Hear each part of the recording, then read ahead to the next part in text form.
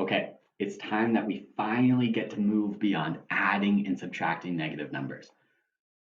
All right, take a deep breath because I know that was a struggle. I know how tricky it is to come up with those algorithms for adding and subtracting negative numbers. We aren't completely done with it, so you can't just throw it behind you. You got to keep practicing. But right now, we're going to be transitioning because we now need to think about how can we multiply and divide negative numbers. And you're like, whoa, hold up, Mr. Morris. When I was first learning how to multiply and divide, that was a step up. That was way more challenging than just adding and subtracting. Here's the thing though, when we're talking about negative numbers, multiplying and dividing is going to be way easier than adding and subtracting. We're going to come up with some algorithms that are super simple and that you'll get right away. All right. Today, our focus question tells us that we're beginning to look at multiplication using one of our models, a number line. All right. Before we get to that focus question today, in class, we talked about a famous athlete whose name was Florence Griffith Joyner. And she ran 100 meters and broke a world record by doing 100 meters in only 10.62 seconds. All right. We talked about how we could use multiplication to figure out if it took her that long to run 100 meters, how long does she take to run 1,000 meters? And if she ran at the same speed, the same rate, then all we have to do is multiply by 10. So 10.62 times 10 is 106.2 seconds. We're going to be using multiplication today to be solving problems just like this in a relay race. And that relay race is on a very special track. That's actually a number line. So each of these runners, we've got Dwayne, Han, Aurelia, and Tori, are running from negative 50 meters all the way up to the number line that's labeled at positive 50 meters. All right.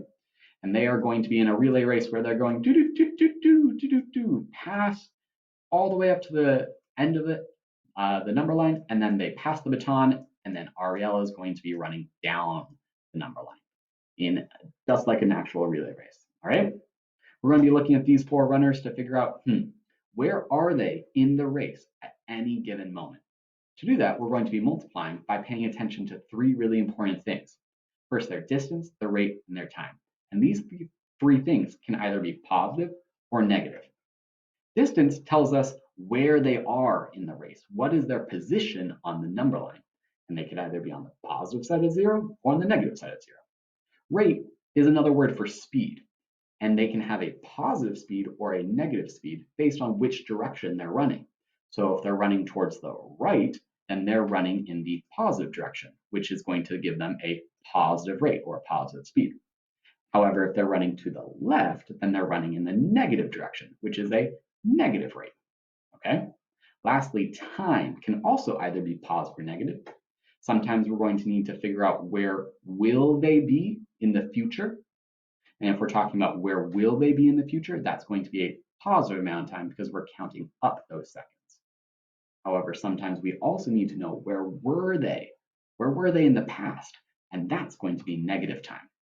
Let's try using these three things, distance, rate, and time, paying attention to positive and negatives to figure out how can we write a number sentence to explore what happens when we multiply positive and negative integers. All right. So the first one right here in your assignment says Han passes the 0 point. So here he is. He's running to the right at 5 meters per second, meaning every second that goes by, he runs 5 meters. 1 second, he's run 5. Another second, he's run 5 more meters. Where will he be? Where will he be in the future, it sounds like? 6 seconds later. So again, 1 second, he's at 5 meters. 2 seconds, he'll have run 5 more, so he's at the 10-meter line. 3 seconds, and he'll be at 15. If I were to write a number sentence that shows this, well, first, I know he's running to the right, and he's running 5 meters per second, so I know that number sentence is going to start with positive 5, okay? Now, if he runs 5 meters every second for 6 seconds, then I'm going to multiply that by 6. And is it positive 6 or negative 6? Where will he be 6 seconds later? That sounds like it's in the future, so I'm multiplying positive 5 times positive 6. All right? And if I move Han up the number line, 6 seconds later, 5 times 6 is going to equal 30. So we just showed that positive 5 times positive 6 equals positive 30. You are going to have to do the same thing for B, C, and D, paying attention to positive and negatives